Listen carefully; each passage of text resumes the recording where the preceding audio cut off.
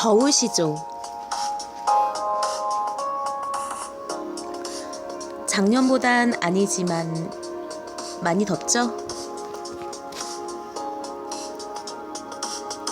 가족과 친구와 연인과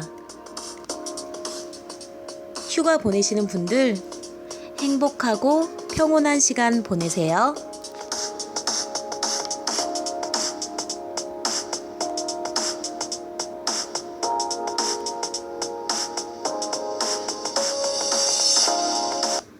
Y뉴스 외전 책 읽어주는 여자 나디아입니다.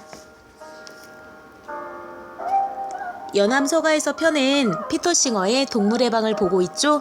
이 책은 김성한 선생님 옮김이에요.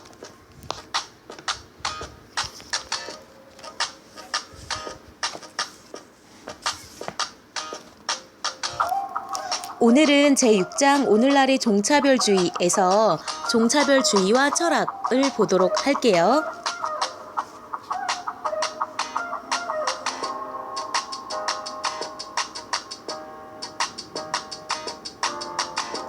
종차별주의와 철학. 이 장에서 우리는 서구 사회의 많은 사람들이 공유해 온 태도를 점검해 보았으며 그러한 태도를 옹호하기 위해 흔히 사용되는 전략과 논거도 검토해 보았다. 논리적 관점에서 볼 때 우리는 그들의 전략과 논거가 매우 취약하다는 것을 살펴보았다. 그들의 주장은 논거라기보다는 합리화와 변명에 불과했다. 논변이 취약한 것은 일상인들이 윤리적 문제를 토의하기 위한 전문적인 지식이 부족하기 때문이라고 생각해 볼 수 있다. 바로 이러한 이유로 이 책의 초판에서 1960년대와 70년대 초반에 일부 지도적인 철학자들이 내세웠던 인간 아닌 동물들의 도덕적 지위에 관한 주장을 검토한 바 있다. 그 결과 그들의 주장마저도 철학의 명성에 부합하지 못했음을 확인할 수 있었다.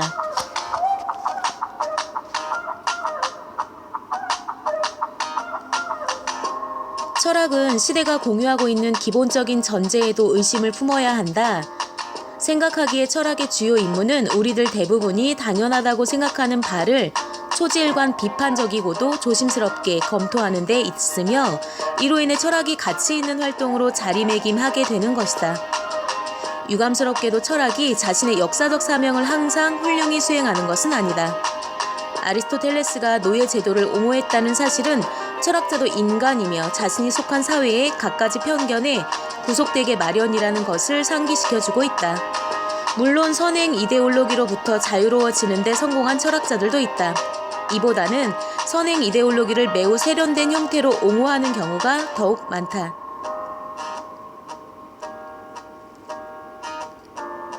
이 책의 초판이 출간되기 바로 전 시기의 철학자들에 대해서도 마찬가지 말을 할 수 있다. 그들은 인간과 다른 종과의 관계에 일상적인 사람들이 갖는 선입견에 도전하지 않았다. 그들의 저서에서 확인할 수 있는 바와 같이 이 주제와 관련된 문제들을 다루고 있는 철학자들은 대부분 대다수의 사람들과 다를 바 없이 전제를 무비판적으로 받아들이고 있으며 그들이 말한 바는 독자들이 견지하고 있던 편리한 종차별주의적 습관을 더욱 공고히 하는 경향이 있었다. 그 당시 도덕 철학과 정치 철학에서 이루어지던 평등과 권리에 대한 논의는 대부분 인간의 평등과 권리 문제로 정식화되었다. 그 결과 동물의 평등 문제는 철학자나 학생들에게 그 자체가 문제로 제기되지는 않았다. 이는 그 당시까지의 철학이 일반인들이 받아들이고 있는 신념을 비판적으로 음미하는 데 실패하고 있음을 보여주고 있다. 철학자들은 인간 아닌 동물들의 지위에 질문을 제기하지 않으면서 인간 평등의 문제를 논의하기가 힘들다는 사실을 알게 되었다. 이렇게 된 이유는 이미 이 책 제1장에서 분명해진 바와 같이 평등의 원리를 어떻게 해석해야 하고 만약 옹호해야 한다면 어떻게 옹호해야 하는가와 관련이 있다. 1950년대와 60년대의 철학자들이 당면한 문제는 모든 인간이 평등하다는 이념을 너무 터무니없지 않게 적절히 해석해내는 것이었다. 많은 부분에서 인간은 평등하지 않다.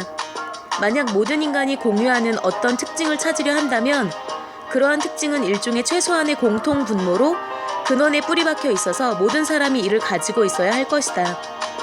문제는 모든 인간이 공유하는 특징은 오직 인간만이 갖는 특징이 아니라는 점이다. 예를 들어 모든 인간은 고통을 느낄 수 있는 능력을 갖추고 있지만 이 능력을 갖는 것은 오직 인간만은 아니다. 오직 인간만이 복잡한 수학 문제를 풀 수 있지만 그렇다고 모든 인간이 그것을 풀 수 있는 것은 아니다. 이렇게 보았을 때 엄밀한 의미에서의 사실에 대한 단언으로 인간이 평등하다고 말할 경우 최소한 다른 종의 일부 성원들 또한 평등, 다시 말해 일부 인간과 평등하다는 점이 확인된다. 1장에서 논의한 바와 같이 만약 당신이 이러한 특징들이 평등의 문제와는 사실상 상관이 없고 평등이 어떤 존재가 어떤 특징을 가지고 있는가 보다는 이익에 대한 동등한 고려라는 도덕 원리에 기초해야 한다고 결론을 내렸다면 동등한 고려의 대상 영역에서 동물을 배제하는 어떤 근거를 발견하기란 더욱 어려워진다. 당초에 그 당시의 평등주의 철학자들이 이러한 결론을 내세우고자 했던 것은 아니었다. 그들은 추론을 통해 자연스레 도달하게 되는 결론을 받아들이는 대신 솔직하지 않거나 근시안적인 논의를 통해 인간의 평등과 동물의 불평등에 대한 자신들의 신념을 조화시키려고 노력했다. 예를 들어 당시 평등에 대한 철학적 논의로 유명했던 철학자는 리처드 워서스트롬이었는데 그는 UCLA의 철학 교수인 동시에 법학 교수였다. 자신의 논문, 권리, 인권 그리고 인종차별에서 워서스트롬은 인권을 오직 인간만이 가지며 인간 아닌 동물들은 갖지 않는 권리라고 정의했다.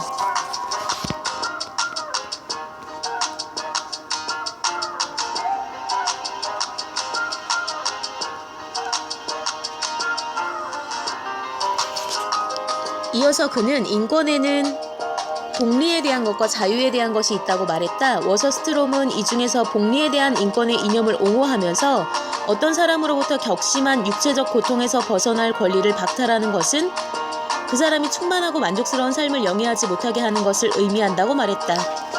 계속해서 그는 다음과 같이 말했다. 이러한 선을 향유할 수 있는 능력을 기준으로 어떤 실질적인 의미에서 인간과 인간 아닌 존재가 구분된다. 여기서 문제는 이러한 선이 구체적으로 무엇을 뜻하는지 분명치 않다는 것이다. 이를 파악하기 위해 앞부분을 살펴보면 우리는 그가 격심한 육체적 고통으로부터 벗어나는 것 외에 다른 사례를 제시하고 있지 않음을 알 수 있다. 이를 느낄 수 있는 능력은 인간뿐만이 아니라 인간 아닌 동물들 또한 갖추고 있다. 이렇게 보자면 인간에게 격심한 육체적 고통으로부터 벗어날 권리가 있다고 했을 때 이는 워서스트롬이 정의했던 의미에서의 인간만의 권리는 아니다. 동물 또한 그러한 권리를 가질 것이다. 평등주의자들은 인간과 동물을 분리하는 것으로 흔히 파악되는 도덕적 간극을 정당화할 어떤 근거를 찾아야 할 상황에 직면하게 되었다. 그들은 인간 평등의 문제를 야기하지 않으면서 인간과 동물의 도덕적 간극을 정당화할 어떤 구체적인 차이를 발견하는 데에 실패했다. 이에 실패한 철학자들은 당혹스러움을 감추지 못했다. 그들은 개인으로서의 인간이 갖는 본래적인 존엄성과 같은 가장된 표현에 호소했다. 그들은 마치 모든 인간, 맨을 쓰지 않고 휴먼이라고 써야 성차별적 표현이 아닌 것 아닌가? 모든 인간이 다른 동물들이 갖지 못한 어떤 막연한 가치를 갖는다는 듯이 모든 인간, 맨, 성차별주의는 종차별주의와 마찬가지로 별다른 의문의 대상이 아니었다. 의 본래적 가치를 이야기했다. 그들은 유일하게 인간만이 그 자체로 목적이 될 수 있는 반면 다른 모든 존재는 인간의 목적을 실현하기 위한 수단으로서의 가치만을 갖는다고 말하기도 했다. 우리가 앞장에서 살펴본 바와 같이 오직 인간만이 존엄성과 가치를 갖는다는 생각은 그 역사가 오래되었다. 그런데 20세기에 이르러서는 철학자들이 인간의 존엄성과 가치라는 관념이 갖고 있던 원래의 형이상학적, 종교적 족쇄를 벗어던지고 이러한 관념을 정당화해야 한다는 생각을 아예 갖지 않고서 임의로 이에 호소했다. 이는 1970년대에 이르기까지 계속됐다. 본래적 존엄성 또는 본래적 가치가 우리에게 있다고 해서는 안 될 이유가 무엇인가? 우리가 본래적 가치를 갖는 이 세상의 유일한 존재라고 말하지 못할 이유가 무엇인가?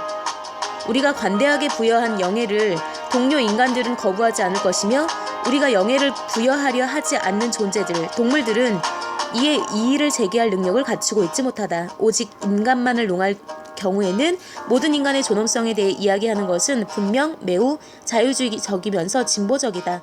그렇게 하면서 우리는 은연중에 노예제도, 인종차별, 여타의 인권 침해를 비난한다. 우리는 우리 자신이 우리 종의 가장 가난하고 배우지 못한 성원들과 어떤 근본적인 의미에서 동등하다는 점을 인정한다. 여기서 우리는 인간이 우리 행성에 거주하는 모든 생물들 중에서 작은 부분을 차지하고 있는 데에 불과하다는 사실을 알아야 한다. 이때에야 비로소 우리 스스로가 인간을 높이면서 동시에 다른 모든 종들의 지위를 상대적으로 낮추고 있음을 인식하게 될 것이다. 우리가 알아야 할 것은 인간의 본래적인 존엄성에 대한 호소가 평등주의 철학자의 문제를 해결할 수 있는 것처럼 보이는 경우는 오직 인간이 본래적으로 존엄하다는 생각이 도전을 받지 않을 경우에 국한된다는 사실이다. 일단 모든 인간, 유아, 지적장애인, 반사회적 정신질환자, 히틀러, 스탈린, 그 외 다른 사람들이 코끼리, 돼지 또는 침팬지가 가질 수 없는 어떤 존엄성 또는 가치를 갖는 이유가 무엇인가를 묻게 되면 우리는 이러한 질문이 답하기 어렵다는 사실을 알게 된다. 이는 인간과 다른 동물 간의 불평등을 정당화하는 어떤 적절한 사실이 무엇인가에 대한 질문과 마찬가지로 답하기가 어렵다. 그런데 이러한 두 가지 질문은 사실상 하나의 질문이다. 여기서 본래적인 존엄성이나 도덕적 가치를 운운하는 것은 도움이 되지 않는다. 그 이유는 모든 인간, 오직 인간만이 본래적 존엄성을 갖는다는 주장을 만족스럽게 옹호하고자 한다면 오직 인간만이 가지고 있어서 그로 인해 인간이 유일무이한 존엄성 또는 가치를 가지고 있다고 말할 수 있는 어떤 적절한 능력이나 특징을 지적해야 하기 때문이다. 인간과 동물을 구별하는 데 다른 이유가 아닌 존엄성과 가치라는 관념을 도입하는 것은 그다지 만족스럽지 못하다. 거창한 구절은 논거를 대는데 한계를 느끼는 사람들의 마지막 방편에 불과하다. 독자들 중에는 여전히 인간과 다른 종을 구분하는 어떤 적절한 특징을 발견할 수 있을 것이라고 믿는 사람이 있을 것이다. 이와 같은 사람들이 있을 수 있음을 감안해 인식 능력이나 자의식, 지능과 쾌고 감수 능력의 수준이 수많은 인간 아닌 동물들보다 낮은 사람들이 분명 있다는 사실을 다시 한번 고찰해 보도록 하자. 여기서 심각한 회복불능의 뇌장애가 있는 인간과 유아를 염두에 두고 있다.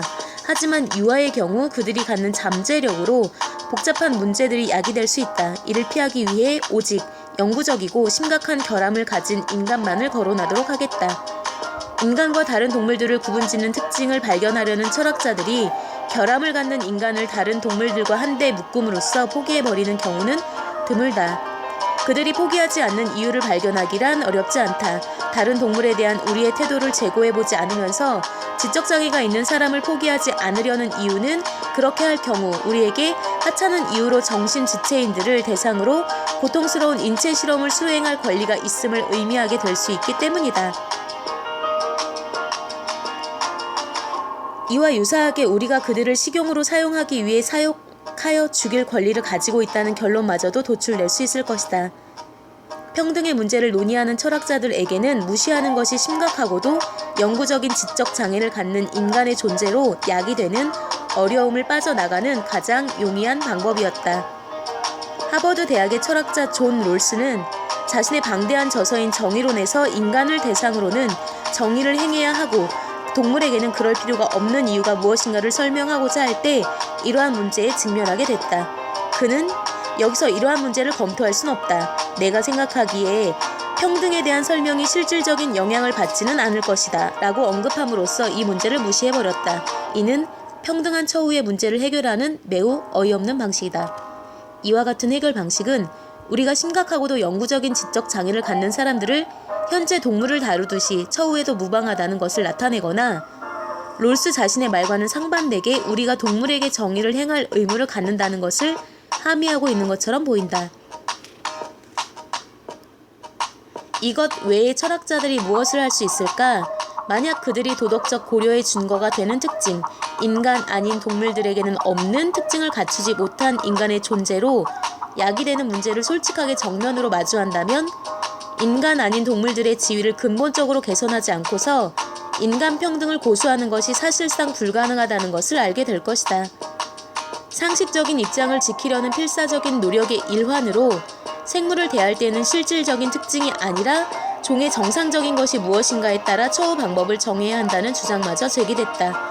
이것이 얼마나 부당한가를 살펴보려면 미래의 어느 시점에 일하러 나가지 않고 집에서 아이를 돌보는 것이 남자보다 여자에게 정상적이며 이는 심지어 문화적 조건화가 이루어지지 않아도 마찬가지라는 증거가 발견된 경우를 상상해보라.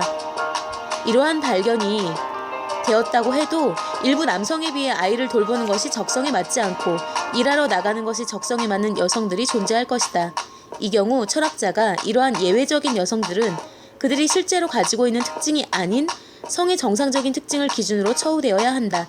따라서 예를 들어 의과대학 입학을 불허한다고 주장할까? 그렇게 생각하지 않는다. 결론적으로 종의 정상적인이라는 기준을 말하는 사람들이 스스로가 인간 종의 성원이기 때문에 인간의 이익을 우선시하려는 것이라고 밖에 달리 생각할 수 없다. 철학자들이 동물의 평등을 진지하게 고민해보기 이전에 이루어졌던 다른 일상적인 철학적 논의들과 다를 바 없이 위에서의 논의는 단지 일상인만이 아니라 도덕적 추론에 숙련된 사람들마저도 지배적인 이데올로기의 희생양이 되기 쉽다는 것을 경고하고 있다. 철학이 이데올로기적 색안경을 벗어 던졌다는 이야기를 할 수 있어서 기쁘다. 오늘날 많은 대학에 개설되어 있는 윤리학 수업에서는 학생들에게 윤리적 문제의 범위에 대한 우리의 태도를 재고해 보도록 환기가 이루어지고 있으며 그 중에서 인간 아닌 동물의 도덕적 지위에 관한 문제는 일상적인 주제로 다루어지고 있다. 15년 전까지만 하더라도 동물의 지위 문제에 대해 전문적인 철학자들이 쓴 문헌은 발견하기조차 힘들었다. 지금은 이러한 주제에 대해 지난 15년간 어떠한 글이 쓰여졌는지에 대한 설명만으로도 책 전체를 채울 수 있게 되었다.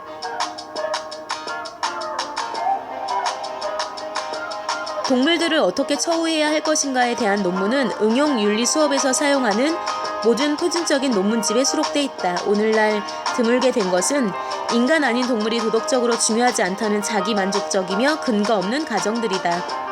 실제로 지난 15년이 넘는 세월 동안 강단 철학은 동물해방 운동을 육성하고 뒷받침하는 데 커다란 역할을 해왔다. 찰스 메이글이 최근 작성한 동물의 권리와 그와 연관된 서적 및 논문 목록을 잠깐만 훑어보아도 그들이 관련 활동을 얼마만큼 많이 했는지 알 수 있다. 메이글에 따르면 고대에서 1970년대 초반에 이르기까지 언급할 가치가 있는 동물 권리 관련 서적은 단지 95권에 불과했다.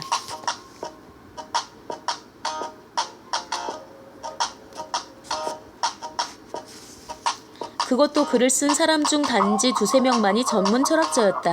메이글에 따르면 그 이후 18년간 동물의 권리에 관한 240권의 저작이 발간되었고 그중 상당수가 대학의 강단 철학자들이 쓴 것이라고 밝히고 있다.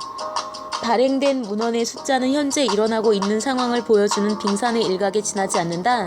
미국, 오스트레일리아, 영국, 캐나다 다른 많은 나라의 철학과 소속 철학자들은 학생들에게 동물의 도덕적 지위에 대해 가르치고 있다. 그들 중 상당수는 캠퍼스 안팎에서 동물 권리 집단과 변혁을 일으키기 위해 열심히 노력하고 있다. 모든 철학자들이 채식주의와 동물해방을 지지하는 것은 아니다. 그들이 언제 어떤 것에 대해 의견이 일치한 경우가 있었는가? 동물해방을 옹호하는 동료들의 주장에 비판적인 철학자들마저도 변화가 이루어져야 한다는 논변의 중요한 측면을 받아들였다. 가령 오하이오 소재 볼링그린 주립대학의 프레이는 동물에 대한 나의 견해에 반박하는 글을 다른 어떤 철학자보다도 많이 썼는데 그는 거침없이 자신의 논문을 나는 생체 해부 반대론자가 아니다 라는 말로 시작하고 있다. 그러나 그는 다음과 같은 점을 인정하고 있다.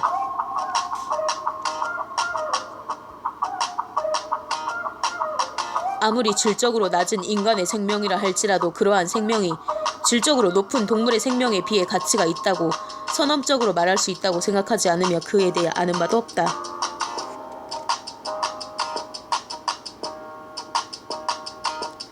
결과적으로 프레이는 반생체 해부주의 옹호 논변이 대부분의 사람들이 생각하는 것 이상으로 강력하다는 사실을 인식하고 있다. 그는 동물이 산출해내는 이익, 그의 견해에 따르면 이는 생체 해부를 정당화할 수 있는 유일한 방식이다. 이익으로 인간 아닌 동물들을 실험 대상으로 삼는 것을 정당화하려 한다면 삶의 질이 동물보다 못하거나 동일한 인간을 실험 대상으로 삼는 것을 정당화하지 못할 본질적인 이유가 없다고 결론 내리고 있다. 이러한 입장에서 그는 매우 중차대한 이익을 가져오는 동물 실험을 인정한다. 그는 인간을 유사한 실험 대상으로 삼을 수 있음을 용인하는 대가를 치르면서 동물 실험을 인정하고 있는 것이다. 더욱 극적이었던 것은 캐나다의 철학자 마이클 앨런 폭스가 보여준 심경 변화였다. 그는 1986년 동물 실험 옹호론이라는 책을 발간했다. 이를 통해 분명 그는 동물 리서치 산업을 옹호하는 주요 철학자로 학술 회의에서 각광을 받게 될 것이라 생각했다. 폭스는 갑작스럽게 자신의 책에서 취했던 입장을 철회했는데 동물 실험을 옹호하는 제약회사와 로비스트들은 어찌할 바를 몰랐을 것이다. 그들은 마침내 윤리적 비판에 대항하여 스스로를 방어하는 데 내세울 수 있는 유순한 철학자를 얻게 됐다고 생각했기 때문이다. 폭스는 사이언티스트지의 매우 비판적인 논평에 대한 답변으로 편집인에게 자신의 비평가에게 동의한다는 서한을 보냈다. 그는 자신이 쓴 책의 논의가 잘못되었음을 알게 되었으며 동물 실험을 윤리적으로 근거로 정당화할 수 없다는 사실 또한 알게 되었던 것이다. 이후 폭스는 자신의 용기 있는 심경 변화에 따라 마침내 채식주의자가 되었다. 동물해방 운동은 현대의 여러 사회 운동 중에서 강단 철학권 내에서의 토론과 연결되어 성립됐다는 점에서 매우 독특한 현상이라 할 수 있다. 인간 아닌 동물들의 지위를 고찰하면서 철학계에서는 자체적인 주목할 만한 변화가 일어났다. 즉 철학은 동물의 지위 문제를 검토함으로써 기존의 도그마를 편안히 따르길 포기하고 고대 소크라테스의 역할로 돌아가게 되었던 것이다.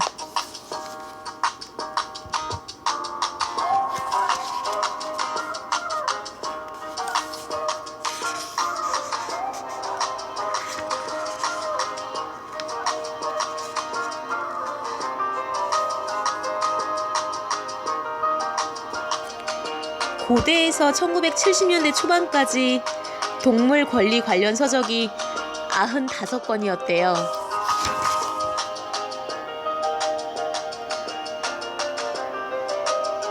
철학자 폭스님, 채식주의자가 되신 걸 환영합니다.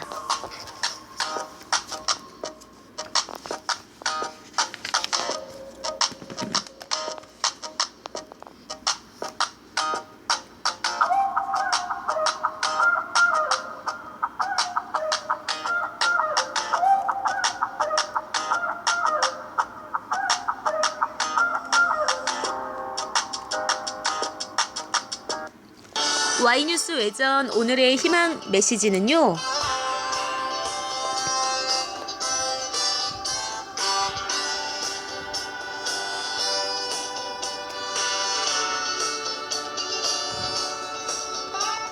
실패는 넘어진 데 있는 것이 아니라 다시 일어나지 않는 데에 있다 입니다.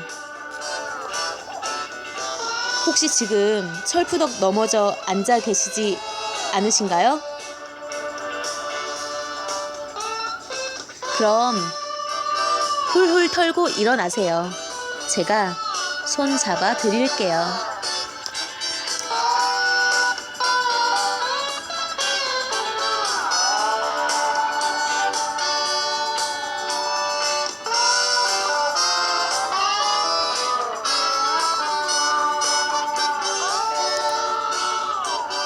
Y뉴스 외전 책 읽어주는 여자 104번째 시간은 여기까지예요. 105번째 시간에 먼저 가서 기다리고 있을게요.